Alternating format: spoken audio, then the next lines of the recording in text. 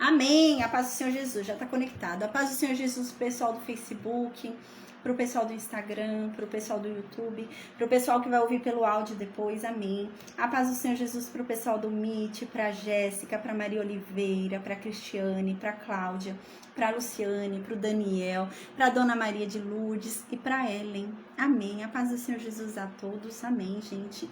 Hoje a gente vai falar sobre o Salmo 69. Ele é um salmo messiânico, gente. Ele foi escrito por Davi. É mais um salmo que foi escrito por Davi. E fala sobre Jesus, que se cumpre em Jesus, a gente vai ver também. Nesse salmo tem aquela passagem que a gente vai ver quando estiver estudando o Novo Testamento. A gente vai ver quando Jesus, ele está na cruz, ele sente sede e ele pede água. E dão para ele, no lugar da água, vinagre. E esse salmo vai falar isso, vai falar que Davi, né, vai ser usado nesse salmo para prefigurar Cristo. E ele diz isso, ele diz, eu tenho sede, quando eu peço água, eu tenho sede, os meus inimigos me dão vinagre. E é o que vai acontecer, a gente vai ver no Novo Testamento. Então esse salmo é um salmo que se cumpre em Cristo.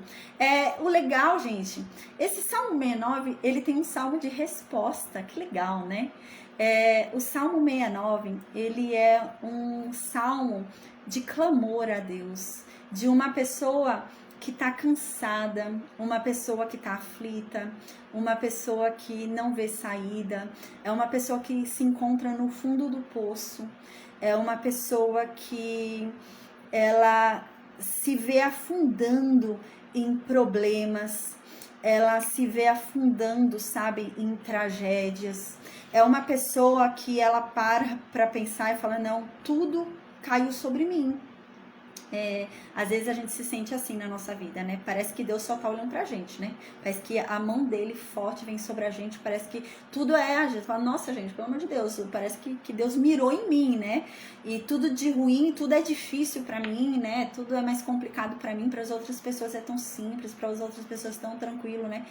E esse salmo fala sobre isso, sabe? Sobre uma pessoa que ele tá se encontrando no fundo do poço, ele tá se encontrando, gente, no limite dele, ele já tá chegando no limite de suportar tudo aquilo, e ele diz isso, e ele diz assim, a minha fé não mudou, mesmo em meio a todos esses problemas, mesmo em meio a todas essas circunstâncias, mesmo em meio a todas essas tragédias, né, a minha fé não mudou.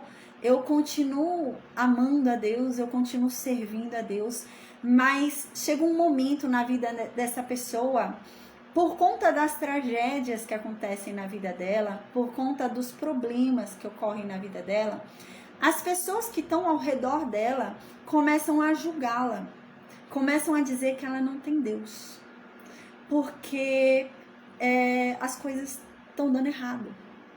E ele fala, gente, é Davi que escreveu esse salmo. E ele diz, Senhor, o Senhor sabe, eu sou fiel. O Senhor sabe o quanto eu te amo, o quanto que eu cumpro a tua palavra com amor, o quanto que eu te obedeço. Mas como a minha vida tem sido tragédia, como a minha vida tem sido difícil, como as coisas não têm dado certo, as pessoas têm olhado para mim e têm dito que eu sou um hipócrita. As pessoas olham para mim e dizem que eu sou um falso, que eu não tô adorando direito, que eu não tenho fé o suficiente, que eu não jejuo direito, né? E é isso que ele vai falar agora, gente. As pessoas começam a falar, você tem mesmo parte com Deus? Acho que você não tem parte com Deus.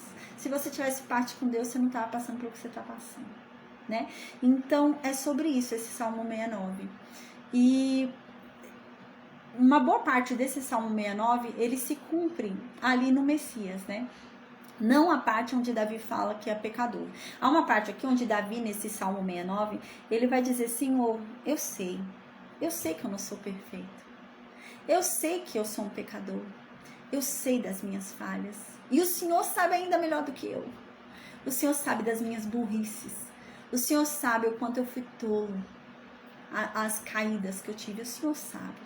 Mas, Senhor, Não bastava já eu estar vivendo as consequências dos meus erros, as pessoas precisavam ainda tripudiar em cima disso. As pessoas precisavam ficar questionando a minha intimidade contigo, duvidar do meu amor por ti, né? Por conta das coisas que eu tô passando. E é um salmo muito lindo, né? O final desse salmo a gente vai ver que parece que fala sobre o período de cativeiro.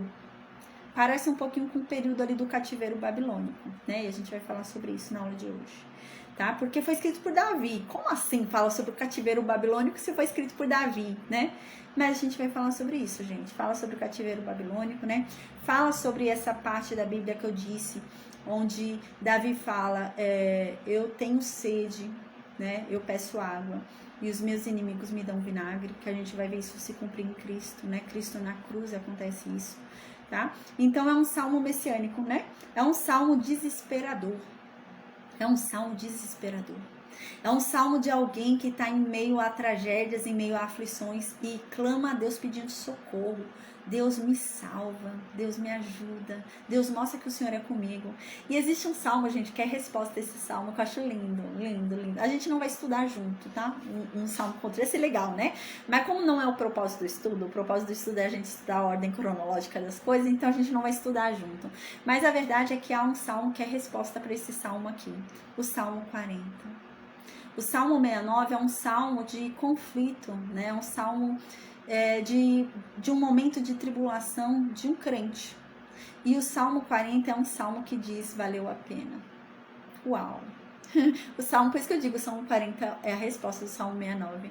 O Salmo 40 é o salmo de resposta que diz assim, valeu a pena, Senhor. Valeu a pena porque o Senhor depois me tirou daquele fundo do poço. O Senhor me salvou. E hoje eu posso gritar a todos que existe salvação no Senhor. E eu quero anunciar isso para todo mundo, que o Senhor é bom. Apesar de todas as aflições que eu passei, apesar de todo o sofrimento que eu tive. Então, gente, que extraordinário. É extraordinário, o Salmo 69 e o Salmo 40. Então, eu vou orar agora, tá bom? Amém. E a gente vai falar sobre o Salmo 69. Amém. A paz do Senhor Jesus, Deise, e a paz do Senhor Jesus, Rita. Amém. Eu vou fazer a oração agora e a gente vai começar o estudo do dia, que é o estudo do Salmo 69, tá bom? Amém. Meu Deus, obrigada, Pai. Obrigada pela tua presença, obrigada pelo teu amor, obrigada pela tua graça e pela tua misericórdia. Meu Deus, que o Senhor trabalhe, Pai, em o nome de Jesus. Trabalha, Senhor. Trabalha em cada mente que está aqui endurecida diante de Ti. Trabalha em cada coração que está aqui endurecido diante de Ti. Trabalha em cada mente, meu Deus, questionadora. Trabalha em cada pessoa que está aqui duvidando do Teu poder, do Teu santo nome, meu Deus. Trabalha sobre essa pessoa, Pai. Amém.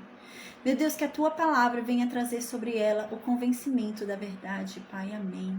Que a Tua palavra venha transformar, meu Deus, cada um de nós. Que a Tua palavra venha trazer sobre cada um de nós uma nova mente.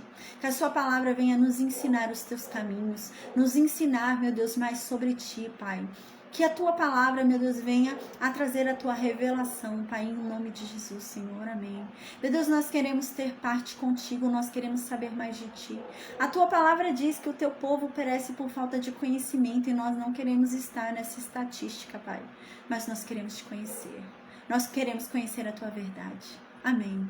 Meu Deus, a Tua palavra diz que quando a gente não recebe o que a gente pede, é porque a gente pediu mal, porque a gente pediu errado.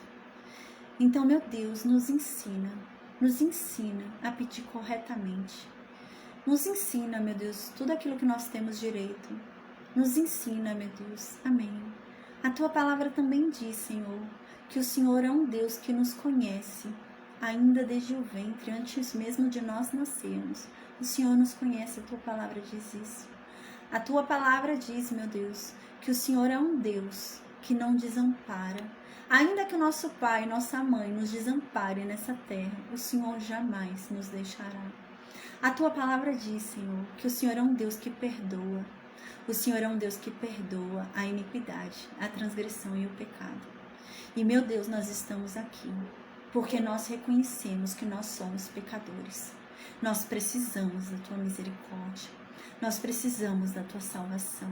Nós precisamos da Tua transformação. Meu Deus, nos liberta de nós mesmos. porque em nós há morte, porque a nossa carne clama a morte, mas nós queremos, meu Deus, a tua vida, nós queremos ouvir a tua voz. Nos ajuda, Pai, amém. Nos ajuda nessa caminhada, meu Deus, nos ajuda na luta do espírito contra a carne e da carne contra o espírito.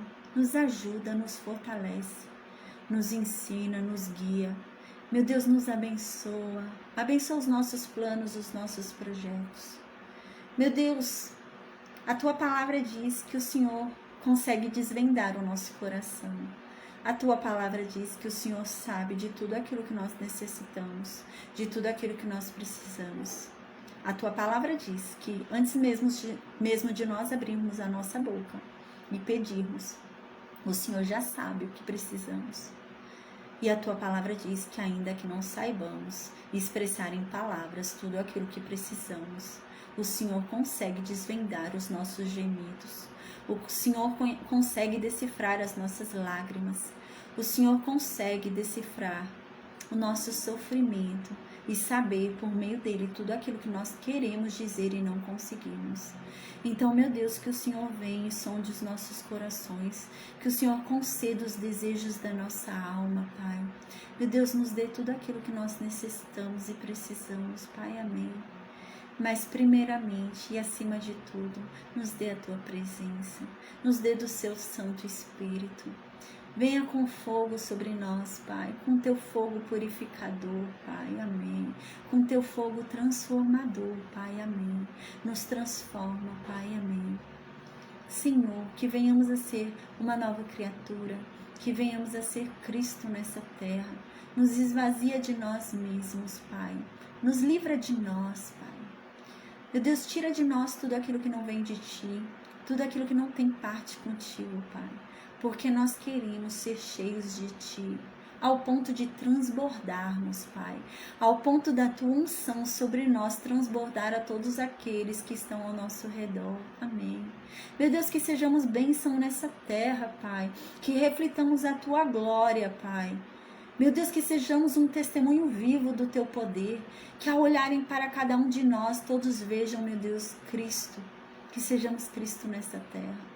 Que sejamos como Moisés, meu Deus, que ao terminar de falar contigo, o seu rosto resplandecia. Que assim sejamos nós, que o Teu brilho, meu Deus, reflita em nós, que todos olhem para nós e vejamos que em nós há Ti, Deus. Que vejamos que a gente tem parte contigo, Senhor.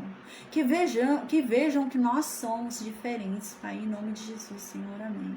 Meu Deus, nos livra de todo mal. Meu Deus, nos dê discernimento para que não caiamos nas mentiras de Satanás. Nos ajuda, meu Deus, para que não caiamos em falsos ensinos, em falsas doutrinas, Pai. Nos abençoa. Meu Deus, que aqui não seja o meu falar, mas que o Seu Espírito Santo me use. Coloca na minha boca, meu Deus, somente a Tua verdade, Pai, me usa. Senhor, que cada palavra que sai da minha boca saia temperada com sal, para que elas tenham um bom gosto. Que todo aquele que as ouvir sinta um bom gosto que elas têm, Pai. Que eles sintam cada vez mais sede de Ti, que busquem cada vez mais a Tua presença. Que o meu falar ao Teu respeito seja apaixonante e irresistível. Que quem ouvir, meu Deus, essa mensagem, a Tua mensagem, não resiste e se apaixone por Ti. Em nome de Jesus, que a Tua palavra corra sem obstáculos e que ultrapasse, meu Deus, todos os territórios e chegue a todos os povos. Em nome de Jesus. Amém. Amém. Glória a Deus. Então, gente, agora a gente vai falar sobre o Salmo 69, né? O Salmo 69, gente, é um salmo tão interessante. É um salmo messiânico, né? Como eu havia falado no início da aula de hoje. É um salmo que se cumpre em Jesus, fala sobre Jesus. A gente lembra, né? Eu venho falando isso em toda a aula, que Jesus disse no Novo Testamento: as escrituras inteiras falam acerca de mim. Gente, todo lugar que você for ler na Bíblia fala de Jesus. Foi isso que Jesus disse. A Bíblia inteira fala de mim. Uau, né? Então é isso, né? Mas no Antigo Testamento, até que a revelação completa de Deus viesse em Cristo, ali haviam sombras. Era como se Deus falasse por metáforas, né? Então, Deus usava tipificações, Deus usava ali, né, exemplos, né, para falar sobre Cristo, né, que apontavam a Cristo. E agora a gente vai ver isso, Salmo 69. A gente já falou sobre isso, né? Quando a gente estudou Salmo 22, a gente ficou impactado, né? Que o Salmo 22, Davi fala sobre a crucificação de Cristo, com detalhes, né? Que feriram as mãos, feriram os pés, né? Perguntaram para mim onde estava o seu Deus, né? Então, nossa, no Salmo 22, Davi fala com detalhes sobre a crucificação de Cristo, né? Então, a gente observa, né? Em Davi a gente sabe que havia unção, Deus ungiu Davi como rei, né? Sobre Davi estava o Espírito Santo de Deus, né? E Davi era profeta, o Novo Testamento diz isso, os apóstolos falam isso, Davi era profeta. Então, gente, a gente vê realmente tantas profecias escritas por Davi sobre Cristo. Principalmente depois que Deus, né, prometeu para Davi que o Messias viria dele, né, que a gente já viu essa aula. Quando Deus promete ali para Davi que o Messias iria dele. Então, depois disso, então, que começou, né, ali, né, tantas profecias sobre o Messias. E agora no Salmo 69 é mais uma profecia que fala sobre Jesus Cristo. O Salmo 69, quando a gente lê, é um salmo triste, né? Às vezes até meio desanimador quando a gente lê o Salmo 69, né? Porque é um salmo, gente, de aflição. É um salmo de alguém que não merece e tá passando por tragédias, muitas tragédias, muitos problemas, muitas coisas ruins. E essa pessoa começa a ser julgada pelos outros e sem merecer, ele não merecia aquele julgamento todo. E as pessoas começam a olhar para essa pessoa e falar, será que ela tem parte com Deus mesmo? Acho que não. Se tivesse parte com Deus, não estava passando pelo que está passando. Se está passando pelo que está passando, acho que não tem parte com Deus não, né? Aí essa pessoa, nesse salmo, diz que essa pessoa ora, essa pessoa jejua, essa pessoa trabalha para Deus, essa pessoa faz tudo para Deus. E as pessoas olham essa pessoa trabalhando para Deus e falam, é um hipócrita.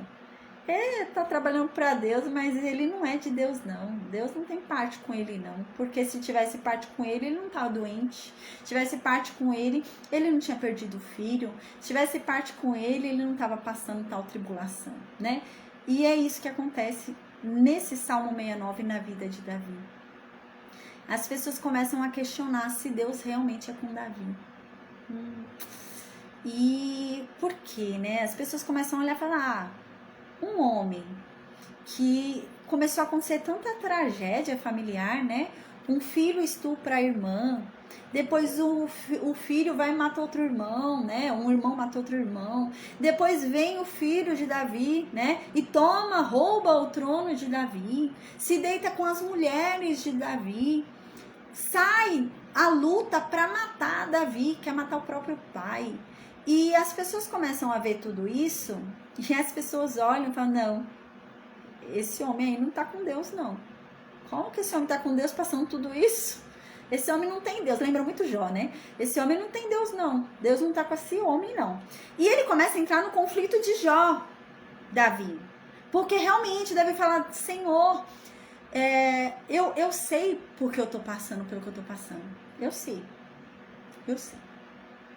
mas eu não mereço o julgamento dessas pessoas, eu não mereço. Isso é entre mim e você, Deus, isso é entre mim e o Senhor.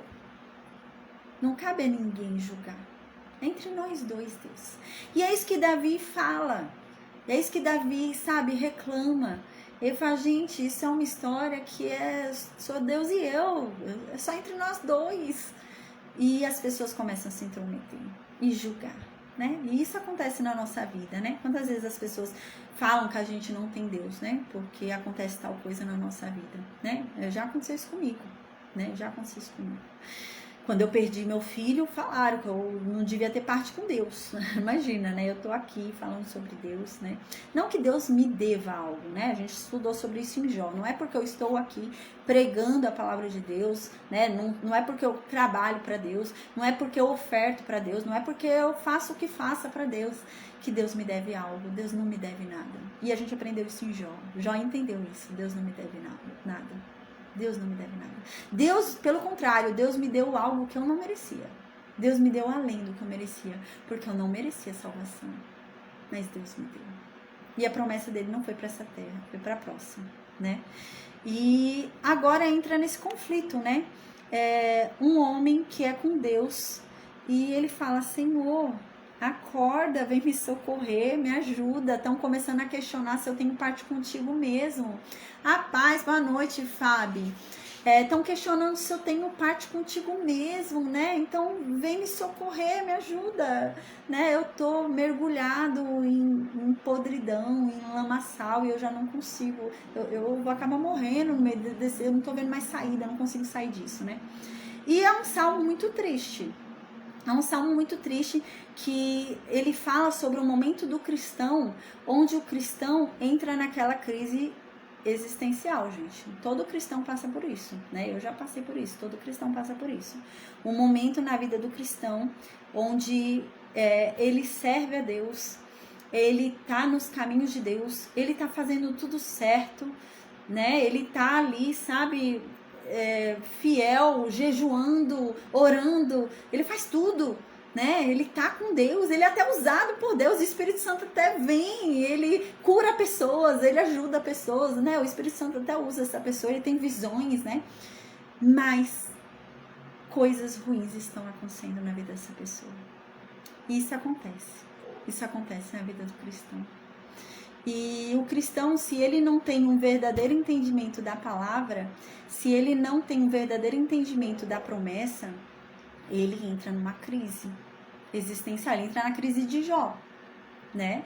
E talvez ele até perca a fé ali, né? Ele se abata, né? Ou entre num orgulho. Então, ele tem que ter muito discernimento, né? E é sobre isso que o Salmo 69 fala, sobre esse momento na vida do cristão, onde tudo dá errado. Como que pode dar tudo errado, né? É uma coisa muito esquisita da gente pensar, né? Poxa, eu estou no centro da vontade de Deus. Porque a palavra de Deus diz, né? Se eu tenho uma nova mente e uma nova atitude e eu sou obediente a Deus, eu estou no centro da vontade de Deus. E a palavra de Deus diz que a vontade de Deus é boa, perfeita e agradável. Mas o conflito vem quando você para e pensa, poxa, eu estou no centro da vontade de Deus. A palavra de Deus diz que a vontade de Deus é boa, perfeita e agradável. E como que eu estou sofrendo? E como que eu estou sentindo dor? E como que é que eu estou passando pelo que eu estou passando? Se a vontade dele é boa, perfeita e agradável. Se eu estou no centro da vontade dele. Se eu estou no centro da vontade de Deus, como é que eu estou passando pela tragédia que eu estou passando? E é isso, gente. Esse Salmo 69 nos fala sobre isso, nos ensina sobre isso, né? E o Salmo 40, como eu havia falado, é uma resposta a esse Salmo 69, porque a Bíblia tem essa resposta, né? E o Salmo 40 é a resposta a esse Salmo, né? O Salmo 69 é um salmo de aflição, de crise existencial, né? De um cristão, de um crente, né? Que está sendo afligido, sem motivo, sem merecer, está sendo julgado, está sendo até questionado se tem parte com Deus, porque está tudo dando errado na vida dele, né? E o Salmo 40, então, é a resposta, onde o salmista, né, Davi diz, vale a pena ficar com Deus no meio da aflição. Vale a pena confiar em Deus. Vale a pena não duvidar. Vale a pena confiar na justiça dele. Vale a pena entender que em tudo há um propósito. Vale a pena entender que Deus não desperdiça sofrimento. Vale a pena entender que Deus também usa a dor para nos ensinar. Vale a pena, porque no Salmo 40 também é um salmo messiânico. No Salmo 40, o salmista fala: porque foi assim, permanecendo com Deus em meio à aflição, que eu ganhei, que eu recebi a minha salvação. E hoje eu posso cantar, porque eu fui salvo. E hoje eu posso estar feliz, porque Ele me salvou. Ele me tirou daquele lugar. Então nele eu encontro salvação. Eu estive lá naquele fundo do poço, mas eu não estava sozinho. Deus estava comigo. É aquela coisa que a gente falou já algumas aulas atrás, né? José, ele passou pela escravidão, né? Os irmãos dele jogaram ele no fundo do poço, esperando que ele morresse lá no fundo do poço. Eles viram que ia demorar para José morrer lá no fundo do poço. Falaram: não, vai demorar muito para ele morrer nesse poço, vamos vender ele. E foram e venderam ele como escravo. E José foi feito escravo. Mas Deus estava com ele na escravidão. Então José foi acusado de estupro. E José foi preso como estuprador. Um homem inocente. Mas Deus estava com ele na prisão. No fundo do poço. José chegou no fundo do poço, um homem inocente, que não merecia nada daquilo. Ele estava numa prisão, onde ele fazia as necessidades dele, na mesma cela em que ele dormia. Onde ratos vinham e faziam ali também necessidades, né? E ele ficou nesse lugar, no fundo do poço. Mas ele não desistiu de Deus, né? E é isso. O Salmo 69 é sobre isso. Né? Na verdade, a verdade é que Deus nunca falou que a gente ia viver um mar de rosas. Deus nunca falou que a gente ia viver uma vida em paz. Deus nunca falou isso. Pelo contrário, Deus disse: vocês vão ter aflições. A partir do momento que vocês decidirem seguir a Cristo, vocês vão se tornar inimigos do mundo. Então o mundo vai vir com força com vocês. Gente, quem foi que pariu as dores? O mundo, através do pecado que entrou, gente, nele. Porque esse mundo aqui, né, jaz do maligno. Então quem foi que pariu as dores do mundo? Então, como a gente se torna inimigo desse mundo, o mundo produz a cada um de nós aflições. E é isso que a Bíblia diz. Mas tenham bom ânimo em frente às aflições que vocês vão ter. Porque se lembrem, esse mundo já foi vencido. Satanás já foi vencido. A nossa promessa não está nesse mundo, mas está na Jerusalém Celestial, né? E é sobre isso. Deus nunca prometeu, né? Um mar de rosas, uma vida tranquila. Pelo contrário, Deus fala: eu vou dar a vocês a paz que excede todo entendimento humano. Gente, se é uma paz que excede todo entendimento humano, é porque é uma paz que não tem lógica. Se é uma paz que não tem lógica, então quer dizer que é uma paz em meio ao caos. É uma paz que ninguém vai entender. Não, como que essa pessoa está em paz, passando pelo que está passando? Então, isso é uma demonstração clara de que as coisas não seriam fáceis, né? E é isso. É isso. Na aula passada eu até falei sobre isso, que a verdade é que a salvação é individual. E, gente, é entre nós e Deus. Eu vou falar sobre isso na aula de hoje. Eu não posso julgar o pecado de ninguém. Eu não posso julgar a vida de ninguém. Eu não posso falar, mas essa pessoa não tem parte com Deus. Gente, eu olhando pode até ser que pareça realmente, mas eu não posso. Não cabe a mim. Mas eu confio na justiça de Deus, porque a palavra de Deus diz que Deus sabe quem é seu. Então ele não vai levar por engano quem não é dele, gente. Se aquela pessoa não é dele, ela não vai ser salva. Isso é entre ela e Deus. Não cabe a mim. Não é da minha conta. E inclusive eu vou falar sobre isso na aula de hoje. Que Deus castiga quem faz isso. E a gente vai ver isso, eu vou falar sobre isso. Deus castigou na história uma pessoa que fez isso. Ele foi julgar o pecado de outra. Então a gente tem que ter muito cuidado, né? A gente tem que demonstrar misericórdia e não julgamento. O juiz dessa terra não sou eu. O juiz é Deus. Não sou eu, gente, que julgo, né?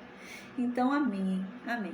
Então, agora, gente, a gente vai falar sobre o Salmo 69, tá? No versículo 1, Davi diz: O contexto histórico desse salmo, gente, é esse momento de perseguição de Absalão, tá? Então, a gente lembra, na aula passada, eu acabei falando sobre a morte de Absalão, né? A gente estudou sobre a morte de Absalão.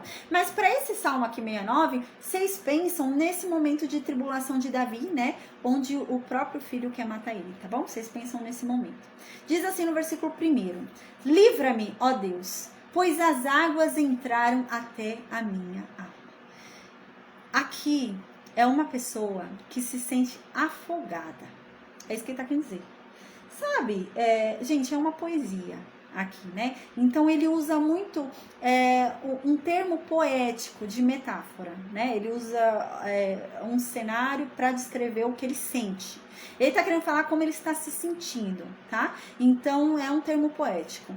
E é isso que ele está dizendo aqui. Ele está se sentindo como alguém que está sendo afogado, está morrendo afogado. Então você imagina essa cena. É esse o sentimento dele. É a melhor forma dele descrever o que ele está sentindo, é isso. Na situação onde essa pessoa se encontra, ele se encontra como alguém que estivesse se afogando. Sabe, desesperado no meio das águas, e ele está sendo afogado, ele não consegue respirar, não consegue sair dali, ele está sendo afogado, tá? É esse cenário que ele descreve a emoção que ele sente. No versículo 2, ele continua e diz assim: a verdade, Deus, é que eu me atolei em um lamaçal profundo. Então aqui ele diz, as águas que eu estou atolado, que eu estou aqui, né, me afogando, não são águas limpas não, Deus, é um lamaçal. E ele vai dizer isso, ele vai dizer, eu não sou perfeito, eu sei que eu cometi burrices, eu sei que eu cometi pecados, e é isso que ele vai falar. E ele diz aqui, olha, a verdade é que eu hoje estou atolado em um profundo lamaçal. E onde, né, nesse lamaçal que eu me encontro, eu não consigo ficar de pé. Eu entrei na profundeza das águas, onde a corrente me leva. Então você vê, é uma linguagem poética para ele descrever o que ele está sentindo. Então ele está sentindo isso. Ele se sente como alguém que está preso em um lamaçal. Não é um lugar à vontade, que ele fica dançando. Não, gente, é lama. Ele olha ao redor dele, tem lama, né? Ele está ali envolto em lama. E ele diz aqui, e é uma lama, gente, profunda. É uma lama profunda mesmo, não é uma lama rasa, né? É uma lama profunda que ele está. E ele diz que no meio desse lamaçal, né, ele não consegue ficar de pé. É tão escorregadio que ele não está conseguindo ficar de pé em meio àquilo, né? Gente, aqui ele está usando uma linguagem poética para falar dos problemas dele. Então ele está falando o quê? Olha, Deus, eu estou vivendo tantos problemas na minha vida e são problemas muito sérios. São problemas que eu nunca imaginei na minha vida que eu fosse passar. Nossa, eu nunca pensei na minha vida que eu fosse chegar a isso. Eu nunca imaginei que eu ia passar por isso. Nunca. É muita podridão. Eu nunca imaginei isso na minha vida. Nunca imaginei esse desespero na minha vida. Nunca. E nessa situação em que eu me encontro, eu não consigo ficar de pé. Eu estou muito fraco. É isso que ele quer dizer. Eu estou fraco demais. Eu não consigo lutar. Eu não estou conseguindo ser forte diante dessa situação. Eu tô fraco, Deus. É isso que ele quer dizer poeticamente. Então aqui ele continua no versículo 2. Entrei na profundeza das águas, onde a corrente me leva. Então aqui ele diz que ele se sente como alguém, gente, pra gente imaginar a cena e tentar entender o sentimento dele. Ele se sente como alguém que está no fundo do mar, no fundo de uma piscina, no fundo de um rio, né? Tem correnteza, então seria no fundo do rio, no fundo de uma piscina. Uma piscina não, fundo de rio, fundo de mar. E é muito profundo. E ele tá lá no fundo. E ele não consegue subir. Ele tenta subir, ele tenta nadar para subir, para respirar, para tentar achar fôlego. Ele não consegue. Por quê? Porque lá embaixo tá tendo uma correnteza muito grande e tá levando ele. Né? Então, sabe aquela coisa de a vida me levar? É isso que ele tá querendo dizer. Ele tá querendo dizer o quê? Que eu me encontrei agora numa tragédia tão grande, numa situação tão ruim, né? Numa circunstâncias tão ruim na minha vida, que eu nunca imaginei que eu fosse passar, meu Deus. E a verdade é que eu não tô conseguindo lutar contra essa situação. Eu não tô conseguindo reagir. Eu estou fraco. Essa situação foi tão louca que me jogou no chão, me colocou de joelhos, eu não tô conseguindo ficar de pé.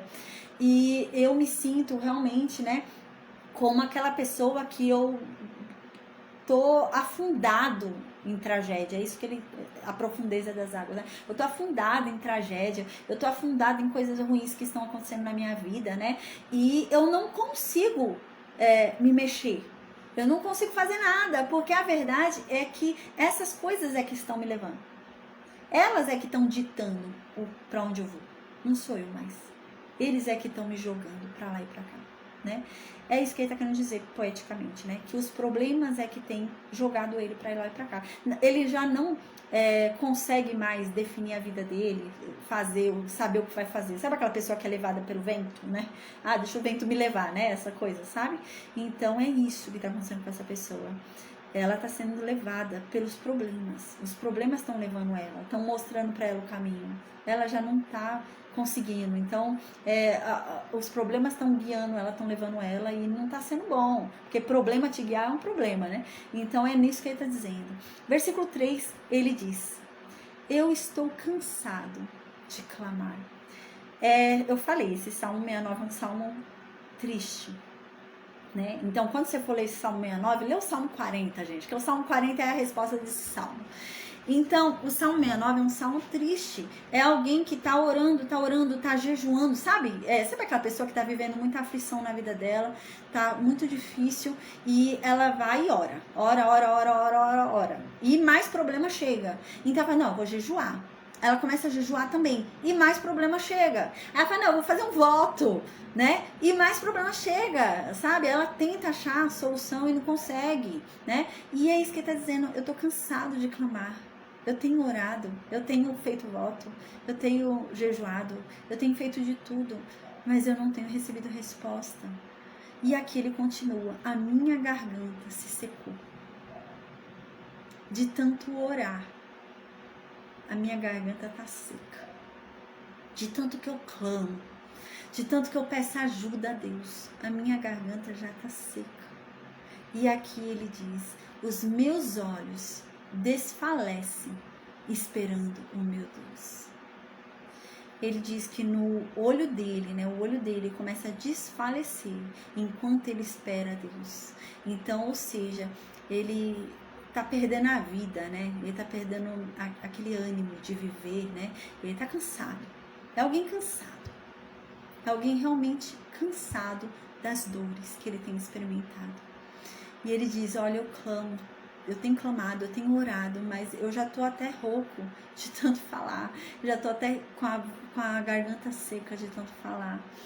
E os meus olhos já estão se desfalecendo, meus olhos já estão perdendo o brilho, meus olhos já estão, né, indo pra morte, já tô cansada, mas eu continuo esperando Deus.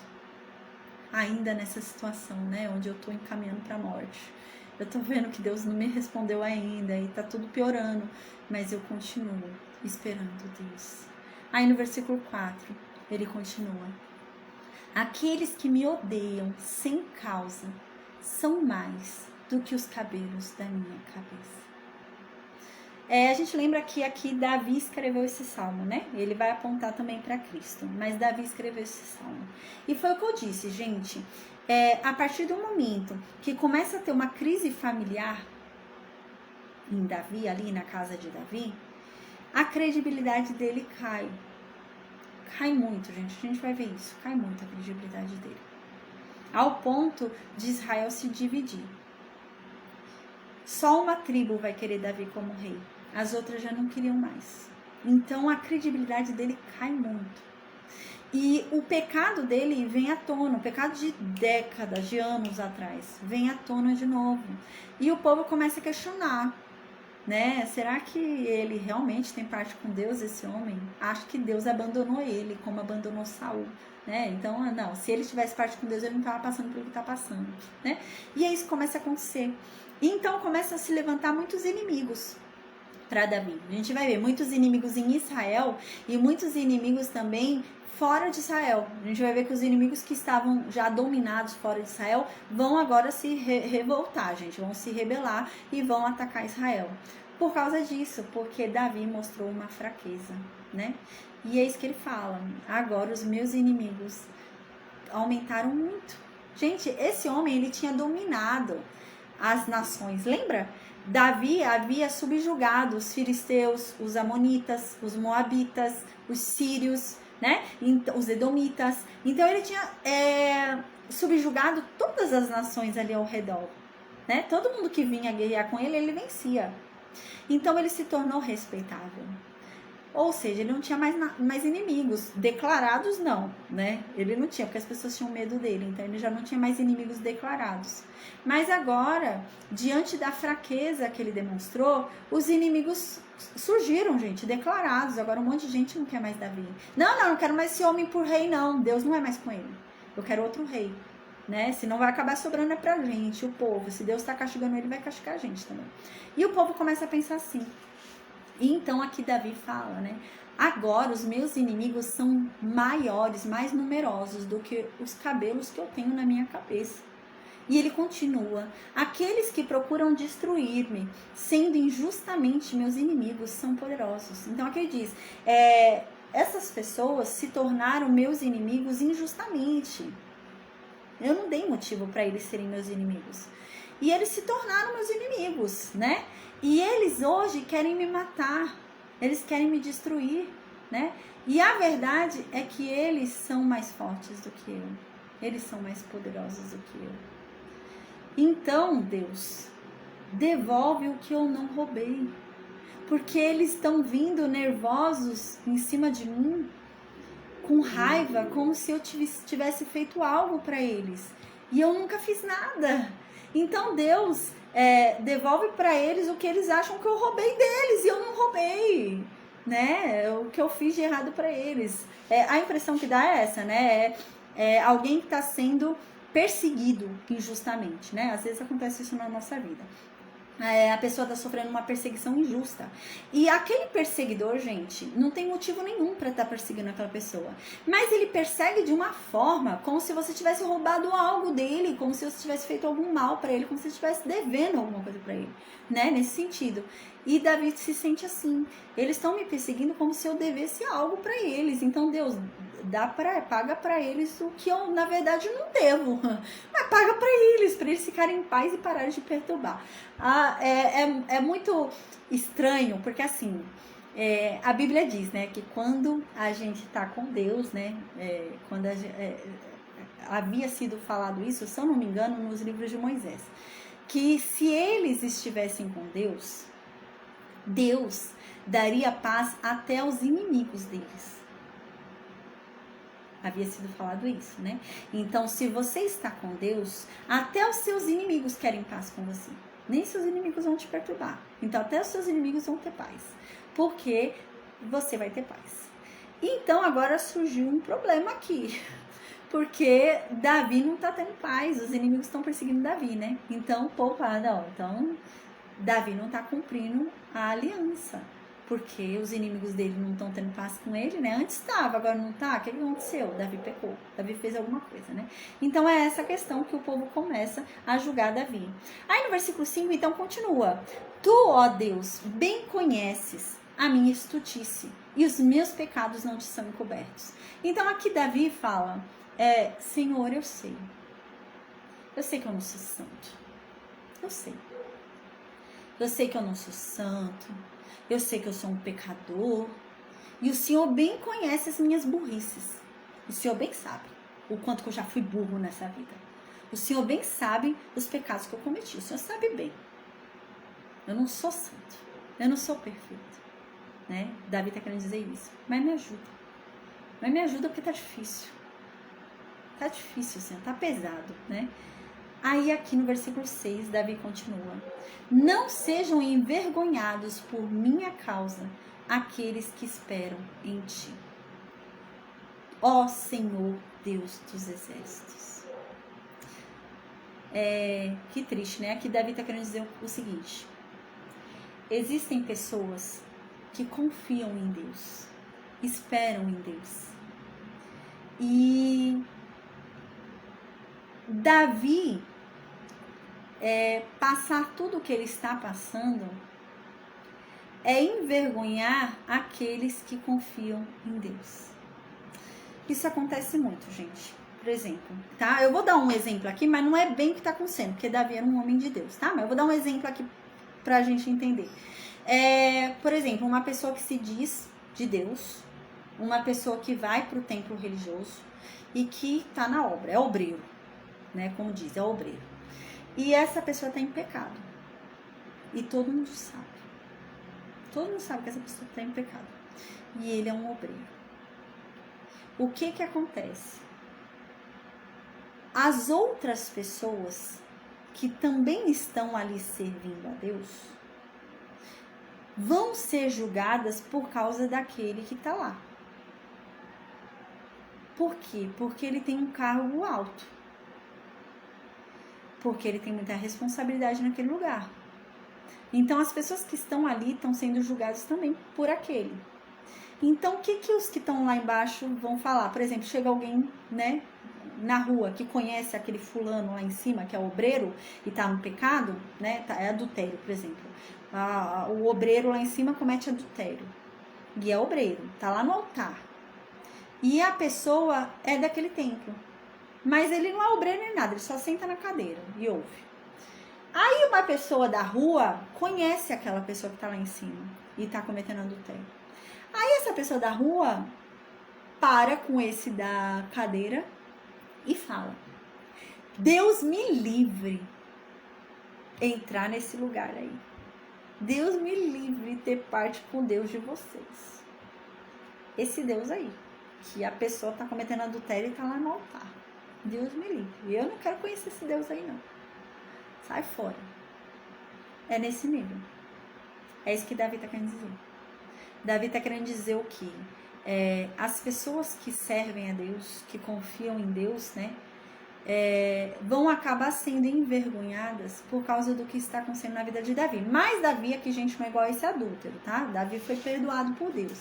Davi é um homem de Deus. Mas Davi está sendo julgado como um pecador pelas pessoas. As pessoas olham para Davi e falam: não é possível, ele não tem mais parte com Deus. Para estar passando pelo que está passando, Deus não está mais com esse homem, não. Né? Algum pecado ele fez. Então, o que Davi fala? Não, eu sou de Deus sim. Eu sou de Deus. Aí Davi vai e jejua. Aí Davi vai e põe roupa de saco. Aí Davi vai, sabe, e começa a falar que ele tem Deus. Então, aqueles outros que também são de Deus começam a ser envergonhados. Porque chega alguém de fora e fala: esse Deus aí eu não quero conhecer não. O Deus de Davi ali, que está em pecado, que Deus está fazendo tudo aquilo que está fazendo com ele, porque ele deve estar em pecado, esse Deus aí eu não quero conhecer não, sai fora, né? Então é nesse nível, né, que Davi está falando: Deus, não envergonha aqueles que confiam em ti. Porque senão, né, ninguém vai querer, vai falar: esse Deus aí sai fora, esse Deus que faz isso. Se ele é de Deus, eu também não quero esse Deus, porque é um Deus que deixa acontecer tudo que está acontecendo na vida dele, né? Então é isso que Davi está falando: Deus, não deixa que os que esperam te sejam envergonhados por minha causa. Davi aqui reconhece a culpa dele. Ele não está se eximindo, não. Davi sabe. Davi fala: Senhor, a gente vai ver isso. Davi sabe que ele pecou. Davi sabe que ele errou. Davi sabe que o que ele está colhendo é fruto do que ele plantou. Ele sabe que tudo isso é consequência do pecado dele lá com Batseba. Ele sabe. Mas ele fala: Senhor, não deixa que as pessoas que confiam em ti sejam envergonhadas por minha culpa. Quem errou fui eu. Quem cometeu o pecado fui eu. Tudo bem, eu tenho que colher o que eu fiz. Mas não deixa com que todos que te amam, te adorem, né? Eles sejam envergonhados também.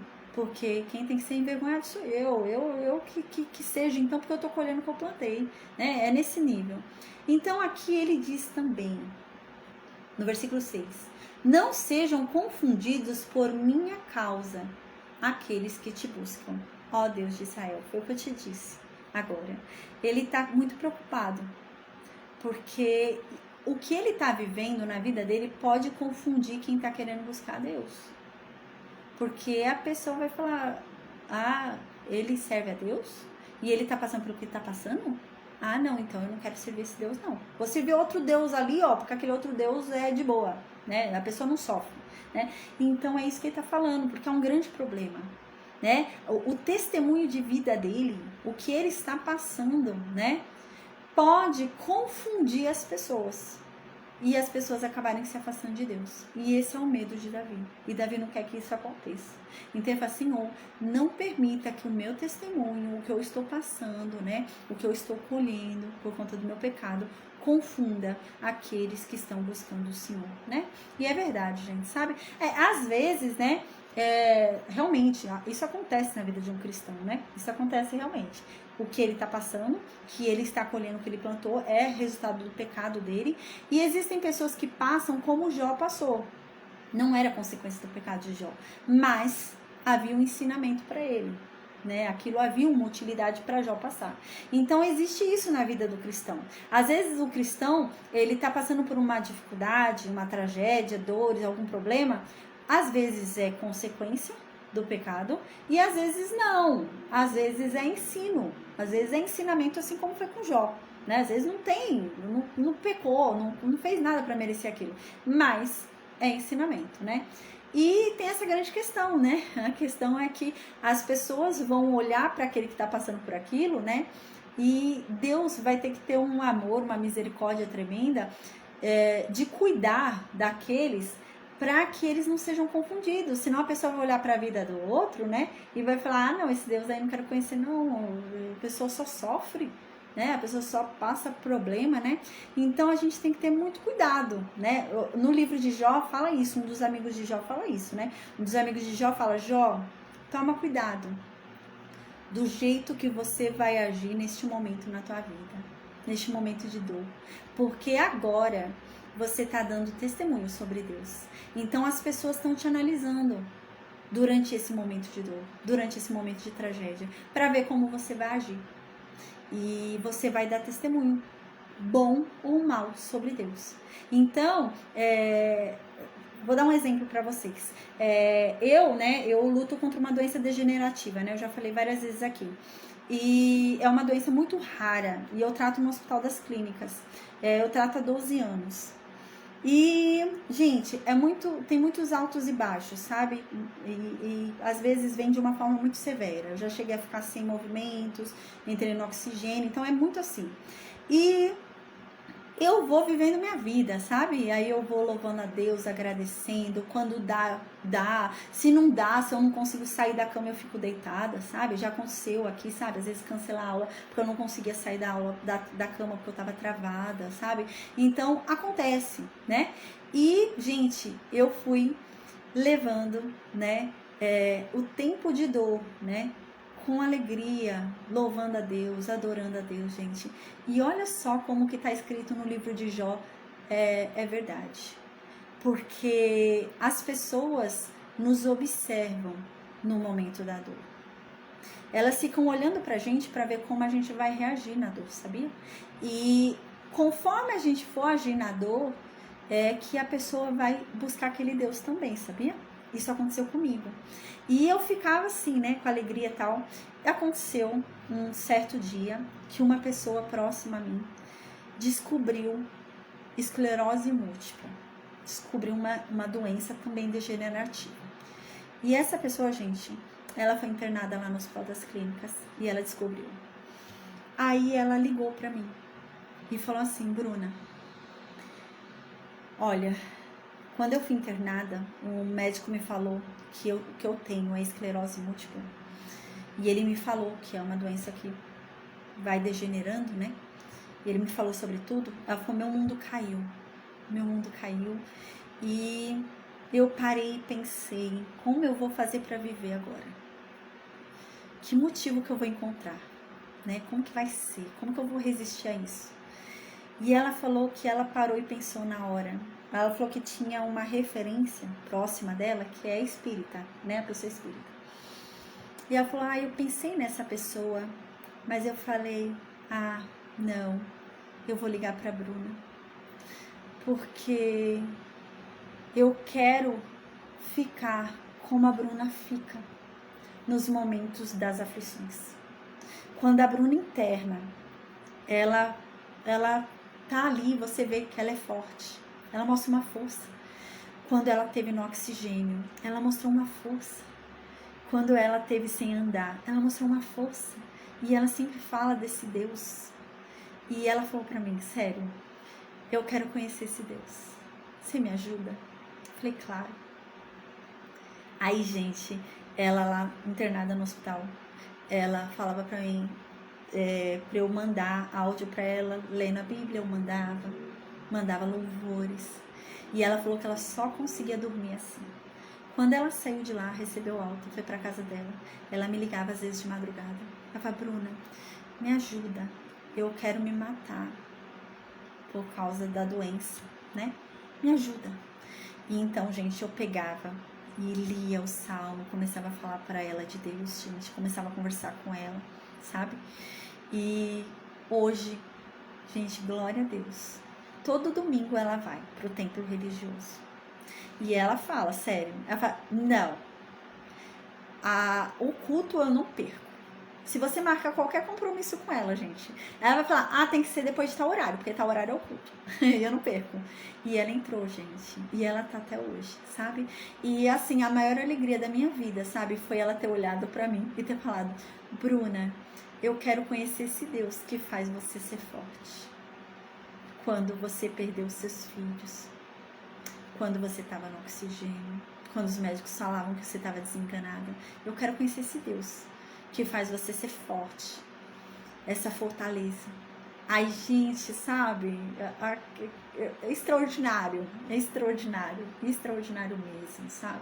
Incrível. E ela falou pra mim, eu vou contar agora um outro testemunho, ela falou pra mim que ela começou a ir sozinha, o marido dela não ia. Gente, os dois era um nível, sabe, de você falar de Deus, eu pensava, é palhaçada, eu vou sair daqui, não quero ouvir falar dessa coisa não. Ele falava palavrão, sabe? Era nesse nível, os dois. Então ela, gente, começou a se converter. E então o marido dela começou a falar, você tá bitolada, não sei o que, eu falava assim, sabe? E ela me contou, ela me ligava e me contava, né? Ela me contou, ela falou assim, Bruna, eu ia todo dia pra igreja e eu chorava, e eu orava e falava, Deus, traz o meu marido. Deus, traz o meu marido. E ela falava, eu tô até emocionada de lembrar ela falando. E ela falava que ia, eu tô arrepiada. Ela falava assim, eu ia lá e falava, Deus, traz meu marido. Deus, traz meu marido. Ela falou que teve um dia, passou acho que 3 meses. Ela falou que teve um dia, ela lá orando, chorando. Tava ela e a filhinha dela, ia sempre as duas. Ela falou que chorando, ela falou que chegou, alguém cutucou ela. Falou que quando ela olhou pro lado, gente, era o marido dela. E ele tava chorando. E hoje os dois ele se batizou, sabe? Então, realmente é muito importante o testemunho que a gente dá na dor, sabia? Porque tem pessoas observando o nosso Deus, sabe? Porque é muito fácil adorar quando tudo vai bem. É muito fácil você louvar quando tudo vai bem. É muito fácil, sabe, você falar de Deus quando tudo vai bem. Agora, o difícil é você falar de Deus quando tudo vai mal. Isso que é difícil, sabe? E, gente, é maravilhoso, é maravilhoso. Igual eu falo, com a maior alegria do mundo, sabe? E ele te cura. Enquanto você tá sentindo a dor, ele tá te curando enquanto você fala dele, sabia? Porque, eu já falei isso, eu sofri um aborto, né, no ano passado, com 2 meses e pouco de gravidez. E o meu bebê ficou 1 mês e pouquinho dentro da minha barriga. E eu sentava aqui todo dia para dar aula. E o meu bebê morto na minha barriga. E Deus me ensinou, sabe? Deus foi me curando. Enquanto eu falava dele, ele foi me curando daquela dor, sabe? Então é muito bom. E existem pessoas olhando pra gente neste momento, né? Então no versículo 7, voltando, no versículo 7, Davi fala, né? Pra Deus. Deus, a verdade, né? É que eu tenho aguentado, né? Todas essas afrontas, né? Eu tenho aguentado, eu tenho suportado todos esses insultos, né? Por amor ao Senhor. É por amor ao Senhor que eu tenho suportado tudo isso.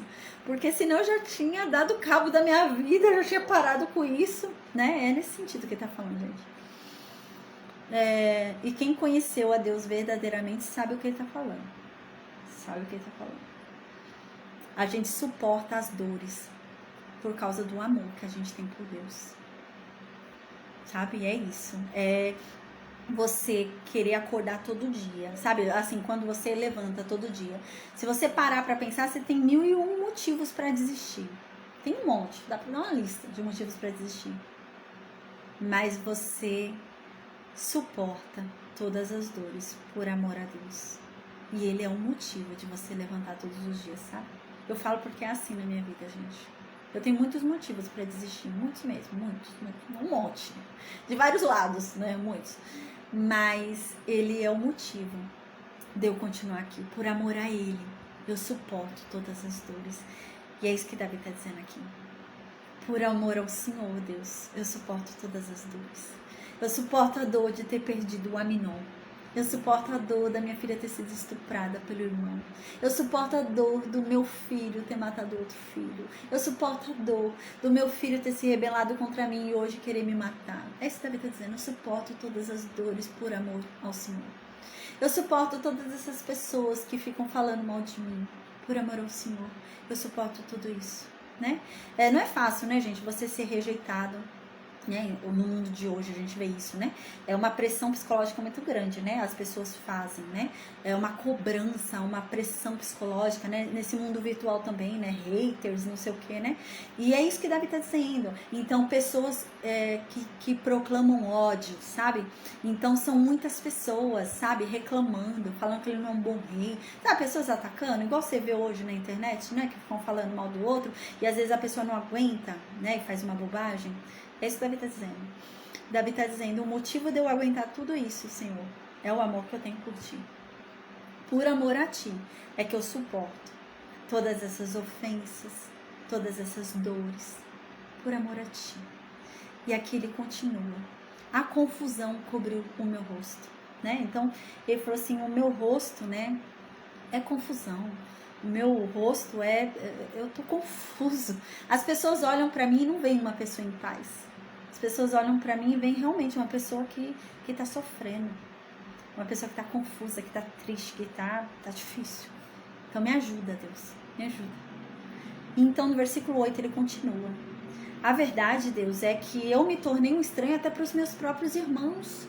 Quem eu era chegado, hoje eu já não sou mais. Eu chego perto deles, eles já não querem mais papo comigo, já me tornei um estranho para eles, eles estão esquisitos comigo, né? E aqui ele diz, eu me tornei um desconhecido para os meus irmãos de mãe, meus irmãos de ventre. E eu sou estranho até para eles. Até eles me tratam mal.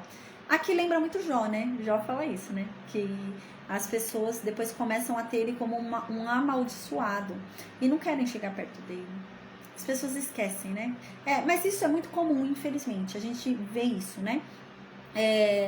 Infelizmente, às vezes a gente percebe que a gente é esquecido na dor, né? Aconteceu isso comigo.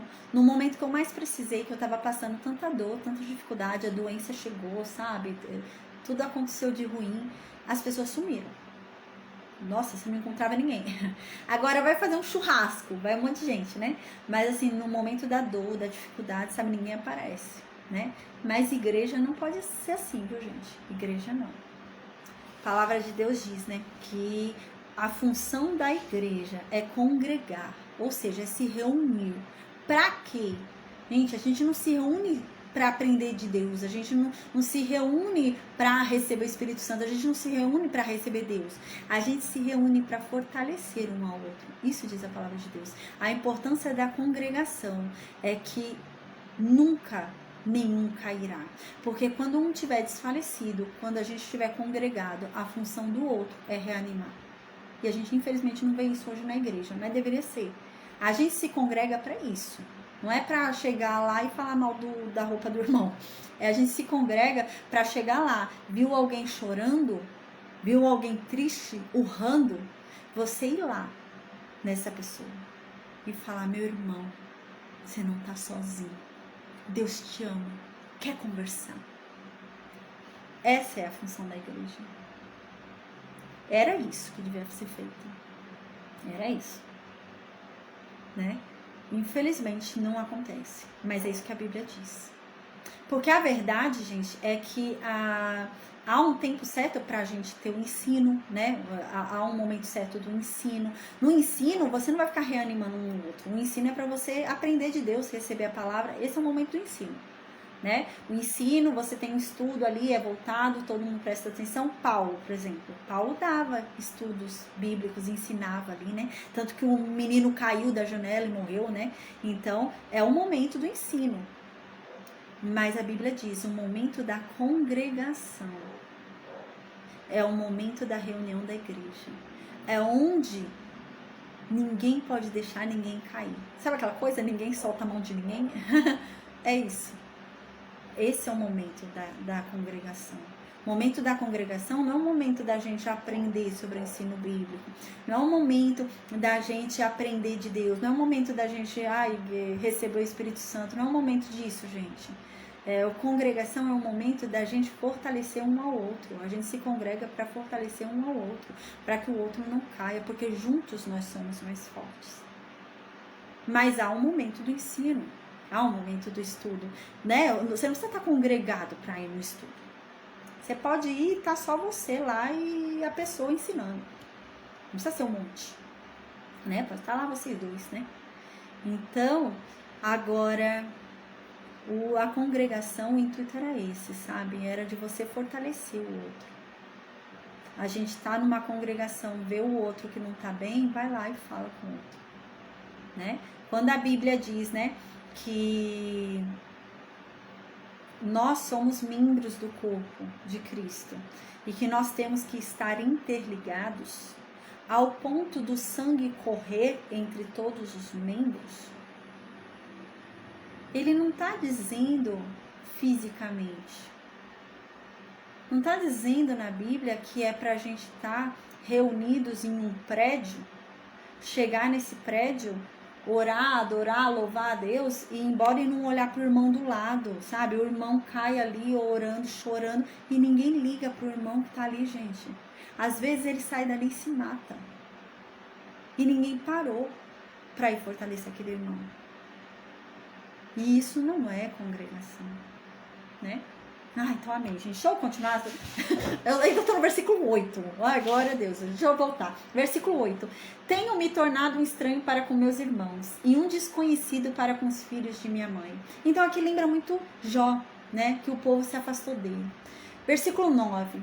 Pois o zelo da tua casa me devorou e as afrontas do que te afrontam caíram sobre mim.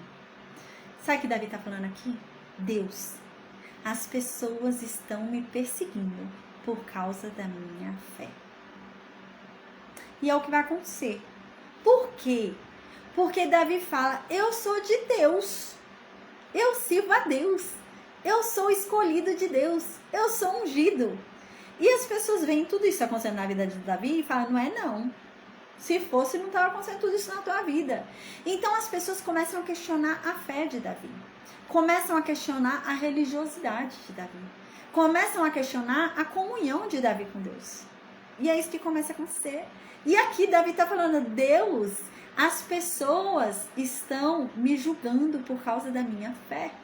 A verdade é que o zelo que eu tenho pelo Senhor é que está me consumindo.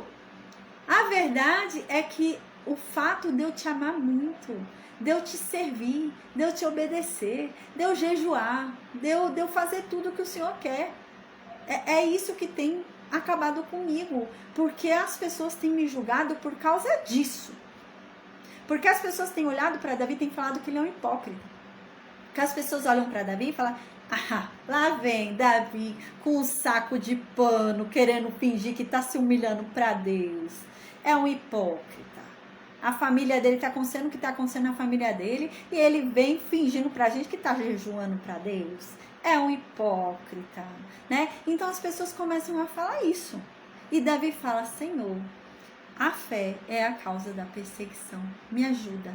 Me ajuda. Gente, foi o que eu falei, esse Salmo 69 é um salmo messiânico, tá? Então é um salmo sobre os sofrimentos do cristão.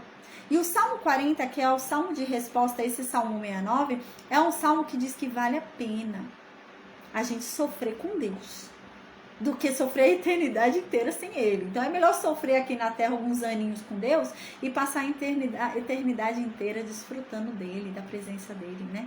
Então é isso. E aqui então, ele continua no versículo 10. Quando chorei e castiguei com jejum a minha alma, isto se tornou em afrontas. O que ele está dizendo? Deus, quando eu comecei a chorar e clamar a ti, chorar e falar alto, né?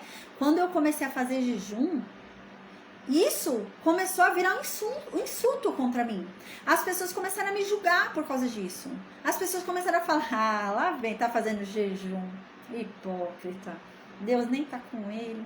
Deve tá no pecado aí, falando que tá fazendo jejum, né? Então, é isso que ele tá falando. Que o jejum dele e a oração dele, né? O choro dele, a oração dele, começaram a virar motivos de insulto, porque as pessoas olhavam e falavam que é mentira. Davi era um mentiroso.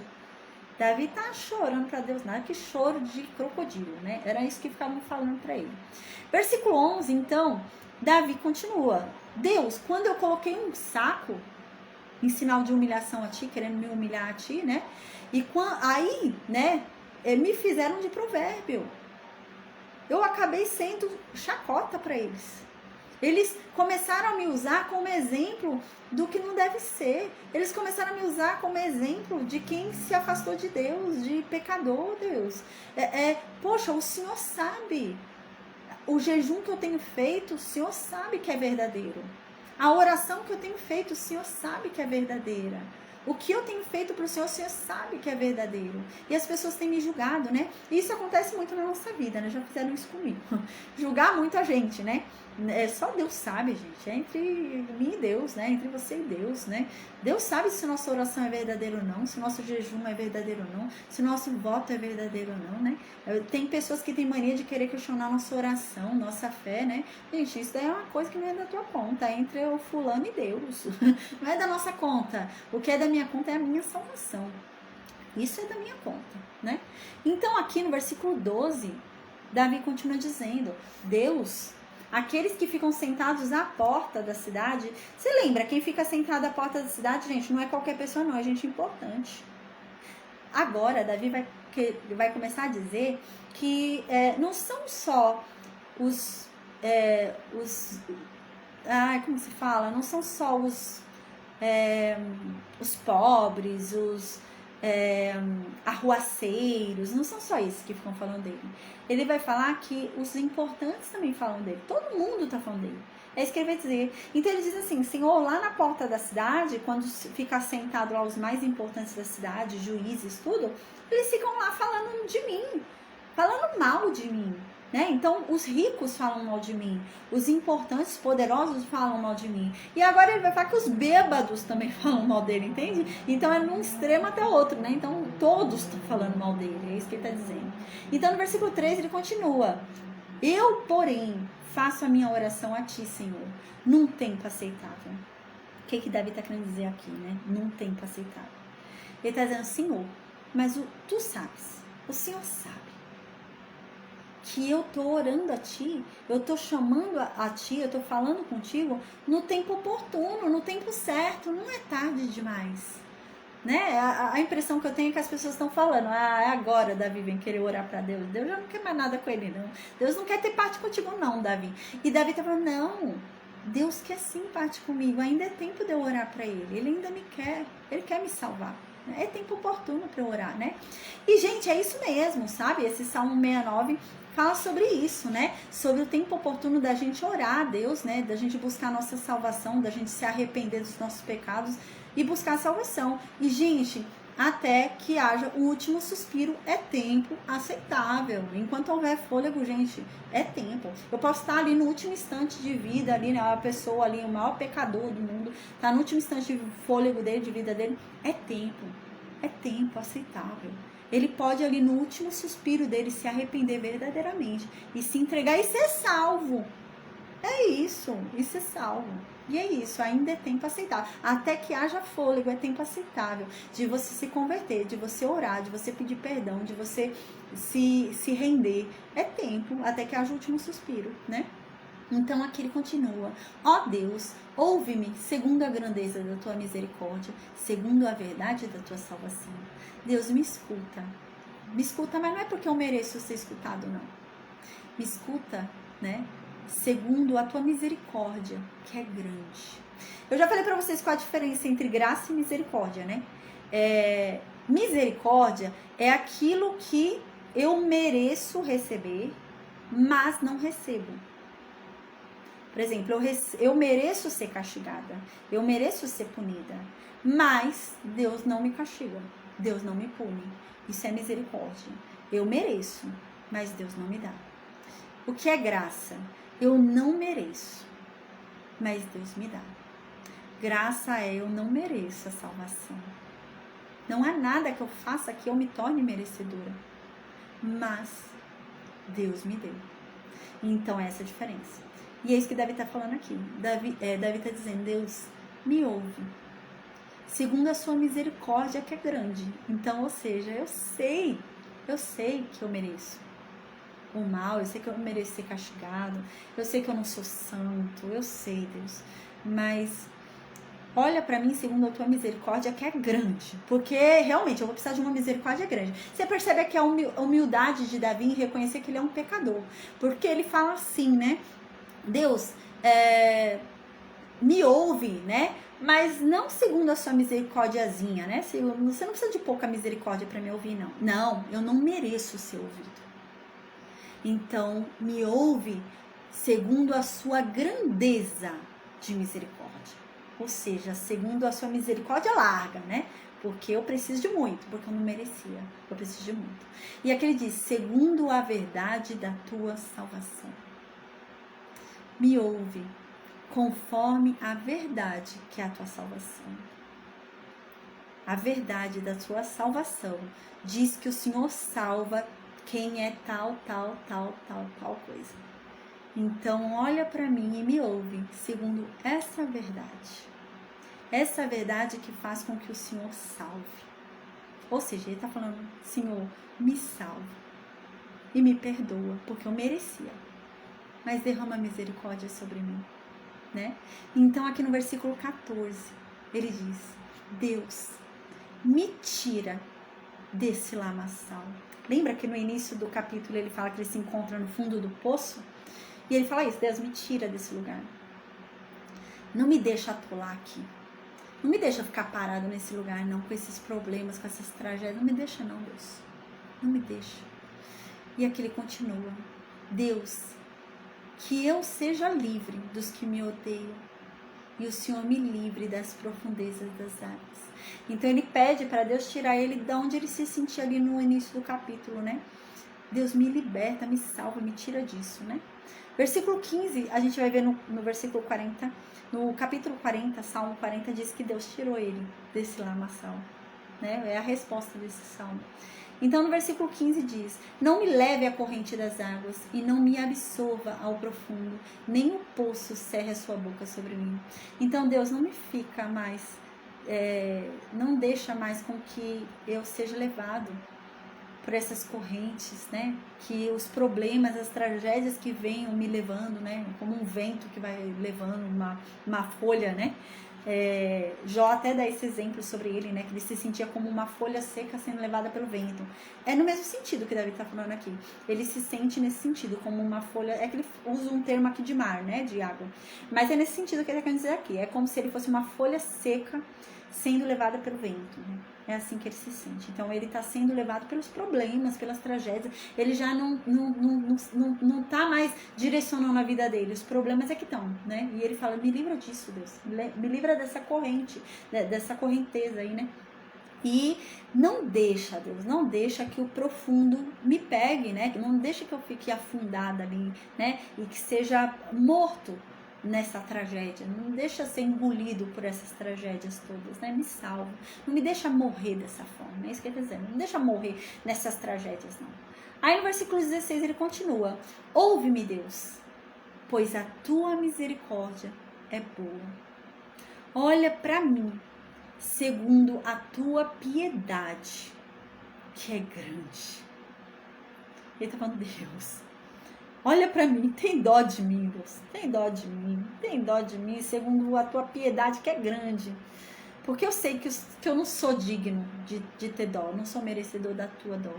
Mas olha para mim com uma piedade grande, né? Para que o Senhor possa me livrar disso, né? Deixa eu só pôr para carregar aqui no celular. Aí no versículo 17, então, Davi continua. E não escondas o teu rosto de mim, porque eu estou muito angustiado. Por favor, Deus, me ouve logo, me ouve depressa. Versículo 18. Deus se aproxima da minha alma. Se aproxima de mim, Deus. Fica aqui do meu ladinho e me resgata. Uau. Me livra, meu Deus, por causa dos meus inimigos, por causa dessas tragédias, por causa desses problemas. Me livra disso. Versículo 19. O Senhor vê todos os meus inimigos. O Senhor está vendo tudo o que está acontecendo, né? O Senhor está vendo como é que eles ficam me insultando. O Senhor está vendo, né? O Senhor está vendo como eles estão me envergonhando. O Senhor está vendo as humilhações que eu tenho sofrido, o que eu tenho passado. Versículo 20. A verdade, Deus, é que esses insultos que eles falam me partem o coração. Gente, eu já passei por isso. Nossa, você fica realmente com o coração, né? E assim, quando eu vivi isso, eu fiquei muda, não falei nada. Porque Deus é o meu defensor, não preciso me defender, né? Mas, gente, é uma sensação de injustiça, né? Eu já ouvi isso e eu achei injusto demais. A pessoa vem dizer que não tem parte com Deus, né? Que, nossa, um monte de absurdo, né? E quando você ouve esse tipo de coisa, vem uma sensação de injustiça, você fala, poxa, não é justo, Deus, o Senhor sabe o amor que eu tenho por ti, o Senhor sabe o amor pelo qual eu te sirvo, né? Nossa, gente, você fica, realmente o seu coração dói, porque é injusto, não é justo ouvir aquilo, né? E é isso que Davi tá falando, né? O meu coração dói, porque não é justo o que eu tô ouvindo. E aqui ele diz, e eu tô fraco, eu tô cansado, eu tô fraco. A verdade, Deus, é que eu fiquei esperando que alguém tivesse compaixão de mim, mas ninguém teve. Mas Deus tem. No capítulo 40, no Salmo, ele diz, Deus teve compaixão de mim. Ninguém teve, mas Deus teve. E ele diz, eu fiquei procurando por alguém que me consolasse, no meio da minha tragédia, no meio das minhas dores. E ninguém veio me consolar, Deus. Ninguém. E assim, né? Eu já passei muitas vezes assim minha vida, né? Quando eu não conhecia ainda Deus verdadeiramente, eu esperava alguém que me consolasse. Gente, ninguém me consolava, não encontrava ninguém. Pelo contrário, as pessoas vêm e falam coisa pior ainda, pra você se sentir pior ainda, né? Aí você vem e espera alguém que tenha compaixão, empatia. Não tem. Mas Deus tem compaixão. Deus traz consolo, né? O Espírito Santo hoje que está em nós, ele nos dá consolo, né? Hoje nós temos um consolador aqui, né? Versículo 21, Davi continua. Deus, a verdade é que no lugar de comida me deram veneno. Essas pessoas não tinham compaixão nenhuma por mim. Não tinham empatia nenhuma pela minha dor. No lugar de comida, eles me davam veneno. Quando eu tive sede, eles me deram vinagre. Isso vai se cumprir em Cristo, né? Os 4 evangelhos falam sobre isso, né?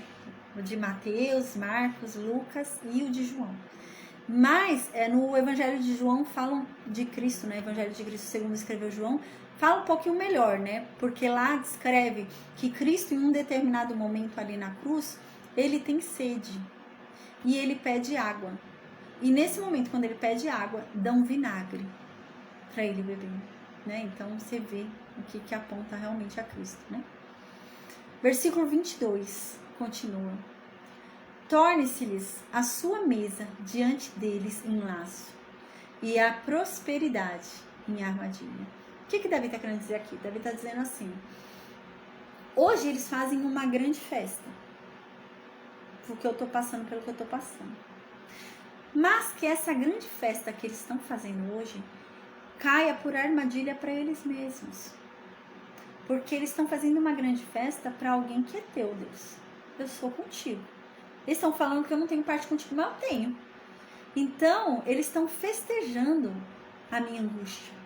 Eu tô aqui com dor, eu tô aqui angustiado. E eles estão lá rindo das minhas dores, rindo da minha angústia. Eles estão falando bem feito, sabe? Nesse nível. E ele fala, mas Deus, faça com que essa alegria deles, né? Injusta, porque não é certo, eu sou alguém de Deus, se vire contra eles. Seja uma armadilha para eles mesmos. Então ele continua, e a prosperidade em armadilha. Por quê? Davi está falando o seguinte: essas pessoas que estão julgando ele, estão julgando ele porque ele está passando um momento de tribulação na vida dele. Está passando por dificuldades, etc. E essas pessoas estão vivendo aparentemente em paz. Então, essas pessoas se acham mais próximas de Deus. E acham no direito de falar que ele não tem Deus. Porque essas pessoas não estão passando por nenhuma dificuldade na vida delas. Então essas pessoas não perderam filho, não estão passando por nenhuma doença, não estão passando por problema nenhum. Tá tudo certo na vida delas, tudo tranquilo, entre aspas, né? Certo, entre aspas. E Davi fala isso. Davi diz, Deus, que essa paz que está na vida dessas pessoas seja uma armadilha para elas mesmas. Que elas realmente achem que elas estão contigo porque tudo vai bem. Mas na verdade não. Tudo ir bem não é sinal que você está com Deus. Né? Pelo contrário, Deus fala que vocês vão ter aflições. Então se tudo está indo muito bem, para e pensa um pouquinho, vê direitinho. Né? Mas, né, é claro que há um momento de prosperidade, há instâncias, há momentos e tal, né? E nem tudo vai ser sempre dor, aflição, né? Mas se tudo tá indo muito bem, tá tendo muita paz sempre, né? Tá tudo muito tranquilo, né? Então, vê direitinho, né? E é isso que Davi fala. Deus, que há paz para essas pessoas erradas, que essas pessoas estão sendo erradas, elas estão sendo injustas, que há paz que elas estão tendo na vida delas, seja, na verdade, uma armadilha para elas serem condenadas. E isso acontece, né? Isso acontece realmente, né? Às vezes a gente para pensar e fala, nossa, mas a pessoa é tão errada, tão injusta, como que a vida dela vai tão bem, né? Nada acontece, tá tudo tranquilo. E eu ali, né, com Deus firme, tô cheio de provação, Jesus, que é isso, né? E é isso que deve estar falando aqui. Às vezes, essa paz que tem na vida da pessoa é uma armadilha para ela ser condenada, né? Teve um filme que eu vi uma vez e é isso, né? O homem vai e questiona, e ele é um homem totalmente errado, ímpio, sabe? E a mãe dele sofria de Alzheimer, um monte de problema. E ele foi um dia visitar ela, e ela não se lembrava de nada, não conseguia conversar direito, nada. E teve um dia que ele foi visitar ela, é um filme gospel. Teve um dia que ele foi visitar ela e ele falou assim pra ela: ah, tá vendo? De que adianta servir esse seu Deus aí? De que adianta ser bom a vida inteira? De que adianta ser justo a vida inteira? Eu roubo e olha só, eu tô com saúde. Eu roubo e olha, eu tenho riquezas. E ele começou a falar assim pra ela. E ela ficava parada assim, olhando pro nada.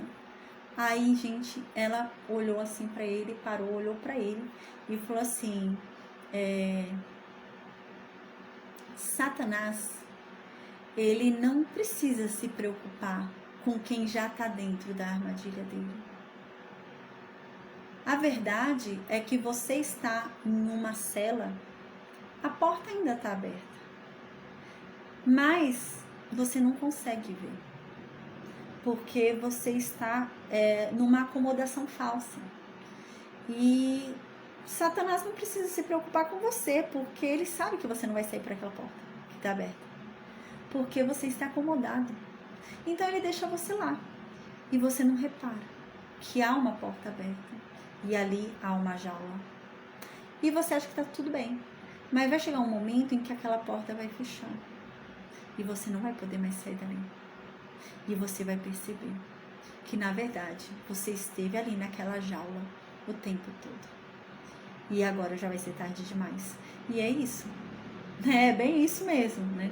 Às vezes a paz que tem na vida da pessoa, a tranquilidade, né? O não acontecer nada de ruim, às vezes é uma armadilha. É uma armadilha de Satanás para ela ser condenada. E a pessoa não vê, não consegue ver a porta aberta e sair daquilo, né? E às vezes a pessoa sai, né? Começa a ter aflições e quer voltar. Mas ela não vê, gente, que as aflições desse mundo não são nada comparadas, né, à aflição daquele lago de fogo e de enxofre, que diz que é um ranger de dentes, sabe? Você olhar para o lado, queimando num lago de fogo e enxofre, olhar para o lado e ver Satanás. A Bíblia diz que nesse momento a gente vai olhar para o lado, a gente não, Deus me livre, eu não quero estar lá não. Que a pessoa, o condenado, vai olhar para o lado, vai ver Satanás ali. E nesse momento ele vai sentir raiva de Satanás, muita raiva. Porque ele vai ver que ele foi enganado a vida inteira dele. Mas já é tarde demais, ele não vai poder mais ir para o céu. Já era, né? Então no versículo 23, Davi continua orando e fala: Deus, que o Senhor escureça os olhos dessas pessoas para que eles não vejam mais. E faz com que o lombo dessas pessoas comecem a tremer constantemente, né? Então aqui ele está falando, Senhor, que essas pessoas elas fiquem cegas e fracas, né? Então elas são todas cheias de si, porque são fortes, têm saúde, então que elas fiquem fracas e que elas fiquem cegas, que elas não vejam realmente que elas estão erradas e fiquem cada vez mais ali, né? Na Bíblia diz, né, que quando a gente começa a adorar falsos ídolos, né, a gente começa a se tornar como eles. Então a gente não ouve, não vê, né? Então a Bíblia diz que no Novo Testamento que quando a pessoa está envolta no pecado, praticando o pecado, né, e ela se recusa a se libertar, a ser liberta em Cristo, ela se torna cada vez mais cega. E ao ponto, né, dela encorajar outras pessoas a entrar no pecado dela também. Então ela começa a encorajar todo mundo e se reúnem eles, sabem? E saem reunidos lutando pela causa, né? A Bíblia diz isso, porque vão ficando cada vez mais cegos. E é isso que deve estar dizendo aqui, que essas pessoas fiquem cegas e não vejam, né, a destruição delas, que elas estão, na verdade, caminhando para a destruição. Que elas não vejam isso, né? E que elas fiquem fracas. Versículo 24. Senhor, derrama sobre elas a tua indignação e prenda-os. E prenda-os o ardor da tua ira. Davi aqui fala revoltado, né? Como alguém que está esperando a justiça de Deus e a justiça de Deus não está vindo. No começo ele até falou, Deus, eu estou cansado de orar para o Senhor não receber resposta. Então agora ele vai falar, Deus, manifesta a sua indignação sobre eles, né? E prende eles, né? Com uma ira ardente, né? Julga eles, castiga eles, né? É isso que Davi fala. E realmente Deus vai fazer isso, né? No tempo certo, né? Agora Deus quer salvar. Mas no tempo certo Deus vai fazer isso. E vai ser com ira, vai ser com ardor, vai ser com indignação, né? E no versículo 25 continua. Fique desolado o seu palácio e não haja quem habite nas suas tendas. Aqui Davi está falando que essas pessoas, né? Elas fiquem sozinhas. Que a casa delas fique sozinha, fique desolada, né? Que a casa delas, né, nunca tenha ninguém, que elas morram sozinhas, isoladas. É isso que ele está falando. Versículo 26. Pois perseguem aquele a quem feriste. É isso que eu quero falar hoje. Perseguem aquele a quem feriste. E acrescentam dores àquele a quem golpeaste. Davi sabe porque ele está passando pelo que está passando. Ele sabe. E é isso que ele está dizendo aqui. Ele sabe que é Deus que está ferindo ele. Ele sabe que o que ele está vivendo é consequência do pecado dele com Batseba. Ele sabe que o que ele está vivendo foi o que Natan profetizou lá. Ele sabe. E ele está dizendo aqui, Deus, o Senhor tem que julgar essas pessoas com severidade, sim. Porque a verdade é que eles estão tripudiando em cima de quem o Senhor está castigando. O Senhor veio com a sua mão para ferir, para castigar, para ensinar. E eles estão rindo. Sabe aquela pessoa que fala, bem feito, né? É nesse nível.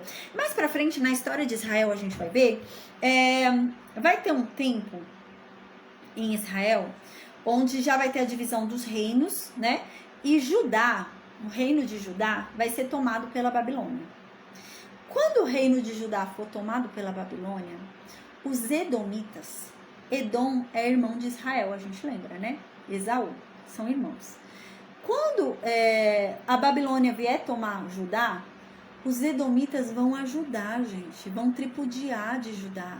Eles vão entrar e vão ajudar o inimigo. Eles vão entrar e vão ajudar a Babilônia. Eles vão ajudar a Babilônia a destruir Judá. Eles vão ajudar a roubar as coisas. Eles vão ficar ajudando. Aí sabe o que vai acontecer? Mais para frente, Deus fala, Edom, quando eu mandei castigo sobre Judá. Porque a verdade é que o que aconteceu com Judá foi obra minha. Eu estava castigando eles. Por causa da idolatria deles, por causa da desobediência deles. Eu fiz a Babilônia entrar lá. E quando isso aconteceu e eles estavam sendo castigados, Edom foi lá rir. Edom viu que eu estava lançando o meu julgamento sobre eles e Edom começou a dar risada da cara de Judá. Edom começou a falar, bem feito, bem feito. Isso mesmo, Deus, lança mais a sua ira, né? E eles começaram e foram ajudar ainda a tornar ainda mais pesado. Não bastasse o castigo que Deus estava dando. Eles ainda tornaram ainda pior o castigo. A gente vai ver que eles, gente, chegaram ao ponto de pegar alguns judeus e deixar os judeus nus. Eles queriam humilhar ainda mais. Não bastasse a humilhação que Deus estava fazendo. Eles quiseram humilhar ainda mais. E é isso que está acontecendo aqui que Davi está falando. Davi está dizendo, Deus, o Senhor já está me ferindo. O Senhor já está me humilhando. O Senhor já está me castigando. O Senhor já está me ensinando. Não bastasse a humilhação que o Senhor está me fazendo passar, eles também estão me humilhando? Como assim?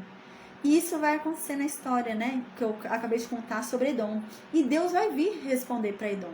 Deus vai falar assim, Edom, quando eu lancei julgamento sobre Judá, vocês foram lá tripudiar de Judá. Vocês foram lá tornar ainda mais pesada a humilhação deles. Por isso agora eu digo, vocês acham que não tem pecado, não? Vocês se esqueceram que vocês também pecaram, Edom? Vocês se esqueceram que vocês também não são merecedores de nada? Se esqueceram? Pois agora eu vou julgar vocês. Pois agora eu vou ver o pecado de vocês. E eu vou julgar com severidade. Porque vocês foram lá julgar com severidade Judá. Então, com a mesma severidade, eu vou julgar agora vocês. E Deus falou isso para Edom, gente. E julgou. Julgou feio, Edom. Então, a gente tem que ter muito cuidado, né? Porque às vezes a gente quer julgar, né, o outro, né? A gente quer tripudiar em cima de quem já tá, gente. A pessoa já tá mal, a pessoa já tá sendo ali, sabe, chicoteado por Deus. A pessoa já tá ali numa situação difícil. Aí você quer tornar ainda mais difícil a vida daquela pessoa, né? E é isso que acontece aqui que Davi está falando. Deus julga eles com severidade, porque eles estão querendo acrescentar ainda mais dores ao golpe que o Senhor está me dando, né? Como assim?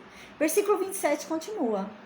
Deus acrescenta iniquidade à iniquidade deles e não entrem na tua justiça. Sabe o que Davi está falando aqui? Davi está falando, Deus, eles cometeram um pecado. Acrescenta ainda mais pecado em cima do pecado que eles cometeram. Julga com severidade. Julga a maldade deles com severidade. Que eles não entrem na tua justiça, mas julga de uma forma maior, mais forte. Porque a verdade é que eles estão tripudiando em cima de que o Senhor está humilhando, de quem o Senhor está ensinando. Eles estão tripudiando em cima de um julgamento que o Senhor fez. Estão aumentando o teu julgamento, Deus. Então, julga com severidade. Versículo 28, Davi então fala que eles sejam riscados dos livros, do livro dos vivos e não sejam inscritos com os justos. Gente, uau! Olha o conhecimento de Davi, né? Davi tinha o Espírito Santo, né? A gente lembra. E ele sabia sobre o livro dos vivos. Uau! Quem for achado nesse livro, né, é salvo. É esse livro, gente. Davi tá falando sobre o livro, né, onde quem tem um nome nesse livro está vivo, não vai sofrer a segunda morte. O livro dos vivos, porque não vai sofrer a segunda morte. E ele tá falando, Deus, tira essas pessoas desse livro, que eles não sejam inscritos como justos, que nesse livro tenha quem é justo só, esse povo não. Então no versículo 29 Davi continua, eu porém amargurado e aflito me levanta e me salva, né? Eu porém, meu Deus, eu tô aqui amargurado e aflito, eu tô aqui desesperado, me levanta, Deus, me salva, me ajuda. Versículo 30, Deus, eu vou louvar o teu nome com um cântico e engrandecê-lo-ei com ação de graças, né? Então eu vou, meu Deus, cantar a ti, vou te agradecer, vou ser muito grato, né? E aqui no versículo 31 continua, e isto vai ser mais agradável ao Senhor do que boi ou bezerro que tem chifres e unhas. Então aqui ele está dizendo, né, que ele não vai oferecer sacrifícios. Ele fala, Deus, eu não vou matar um boi, mas eu vou te louvar, eu vou te agradecer, né? E isso vai ter mais valor para o Senhor do que um boi. E é verdade, gente. Nossa, Deus tem prazer num verdadeiro adorador. E é isso que Davi está falando aqui. Então, no versículo 32, Davi continua. Vejam isso os aflitos e se alegrem, quanto a vós outros que buscais a Deus, que o vosso coração reviva. Então, aqui ele diz aqui, né? Ai, desculpa, gente. Aqui ele diz, ó, ouçam isso que eu tô dizendo, quem hoje tá aflito. Quem hoje tá desesperado e tá aflito, ouçam isso e fiquem alegres. Porque Deus vai julgar essas pessoas. Deus vai vir com justiça. Deus vai te ajudar. E você vai cantar um lindo cântico. E aqui ele diz, e quanto a vocês outros que buscam a Deus, né, que têm buscado a Deus, que o coração de vocês reviva, né, que reviva, que renasça, que se acenda, né, que tenha esperança, que a esperança volte. Aí aqui no versículo 33 ele fala, por quê? Por que eu tenho que ficar alegre se eu espero em Deus? Por que eu tenho que ficar alegre se eu busco a Deus?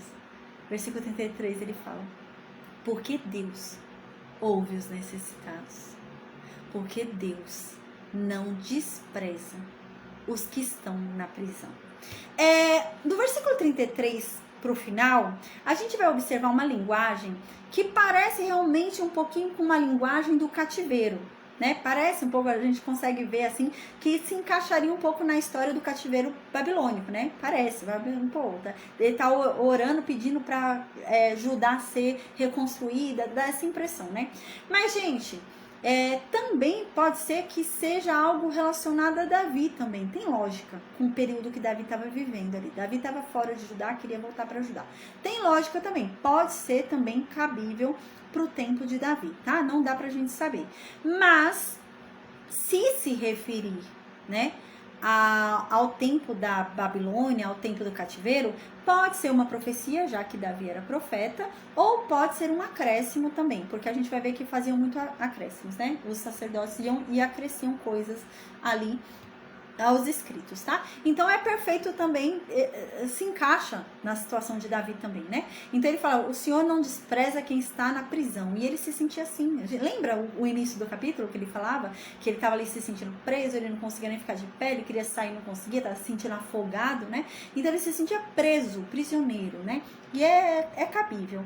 Então no versículo 34, Davi continua, louvem, né? Louvem a Deus os céus e a terra, né? Louvem os céus e a terra. Então que louvem a Deus os céus e a terra. Os anjos no céu, todos nos céus louvem a Deus, e nós aqui na terra louvemos a Deus, né? E os mares também, e tudo quanto se move no mar, né? Que louvem a Deus, adorem a Deus, né? Então no versículo 35 vem agora essa linguagem que parece um pouquinho com um cativeiro babilônico. Diz assim, porque Deus salvará a Sião e edificará as cidades de Judá, para que habitem ali e a possuam, né? Então aqui Quando você lê a palavra edificar, né, no hebraico significa também reconstruir, construir, significa também fortalecer, né? Então pode ser relacionado ao tempo de Davi também, gente, né? Mas também se encaixa ali pro período babilônico. Mas quem escreveu esse salmo foi Davi. Isso é certeza. Então, no versículo 35, Davi fala, né? Porque Deus salvará a Sião, né? Tem lógica Davi escrever isso, né? Porque Deus salvará a Sião. Por quê? Davi tá preocupado, né? O filho doido dele, né? O Absalão tá lá em Sião. Ele tomou a cidade de Sião ali, gente. E ele era meio doido, né? Então tomou a cidade de Sião. Davi estava preocupado, a gente viu nos salmos anteriores, que Davi começou a orar pela cidade, pelo povo. O que vai ser do povo agora com Absalão doido, né? E Absalão, ao que parece, pelo que a gente vai ler, parece que Absalão saiu destruindo e matando aqueles que eram a favor de Davi, né? Então, aqueles que apoiavam Davi, Absalão ia, matava, queimava, destruía. Ele deve ter destruído um pouco Jerusalém ali, deve ter destruído um pouquinho ali a cidade de Davi, Sião, né? Por conta dos apoiadores de Davi. A maior parte dos apoiadores de Davi ficavam em Judá. Então, realmente, deve ter tido alguma destruição ali na época de Absalão. Porque Absalão saiu destruindo todo mundo que apoiava Davi. Né? Absalão estava bem doido. Então, aqui, Davi começa a falar para Deus salvar Sião. Então, pode ser realmente a época de Davi ali, né? Onde começou Absalão a destruir ali Jerusalém, Judá, né? E ele começa a pedir para Deus salvar ali a cidade, até porque o Absalão tá ali agora, vai saber o que vai acontecer, né? E edificará as cidades de Judá. Então, edificará as cidades de Judá pode ser fortalecer, pode ser construir, pode ser reconstruir. Também é cabível para o tempo de Davi ali, né? Então pode ser escrito realmente no tempo de Davi sem ter sido um acréscimo ou uma profecia, pode ser isso também. Porque, gente, realmente Absalão pode ter destruído algumas cidades ali, pode ter destruído alguns povos ali que eram apoiadores de Davi. E em Judá estava o maior número de apoiadores de Davi. Então ele pode ter feito isso sim, Absalão. E aqui diz, para que habitem e ali a possuam, né?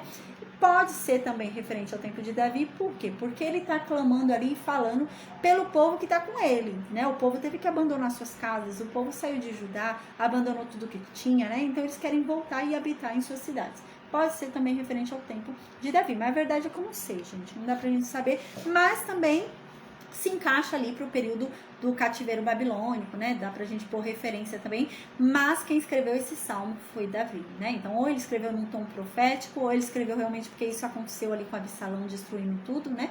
Ou realmente ele escreveu até determinado versículo e depois houve um acréscimo por algum sacerdote ali, algum profeta, colocou acréscimo ali, né? No versículo 36, para finalizar a aula de hoje, amém, que durou 2 horas, né? Eu falei bastante, minha glória a Deus, amém. Versículo 36, eu creio que foi edificante, amém, em nome de Jesus, né? Nada da palavra nada que está na palavra de Deus é inútil, é em vão, né? Paulo disse isso, tudo é útil para ensinamento, né? Amém, glória a Deus. E o Espírito Santo às vezes vem, vai guiando a gente falando, glória a Deus. Versículo 36, para finalizar, amém, diz assim, e herdá-la a semente de seus servos, e os que amam o seu nome habitarão nela.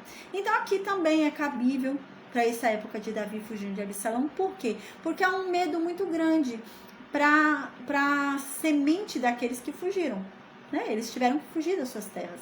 E os seus filhos? E os seus netos, né? Vão perder a terra que Deus deu por herança, né? Porque com a de Absalão, né? Então havia essa preocupação, a gente já viu isso nas aulas anteriores, havia essa preocupação com relação à herança, né? E Davi pedia muito, não, que a gente possa voltar para a nossa herança, que as nossas descendências possam herdar a nossa herança, né? Porque a gente lembra, todos os filhos de Davi estão lá com Davi fugindo de Absalão, né? Porque Absalão, o doido, podia matar mais algum filho, né?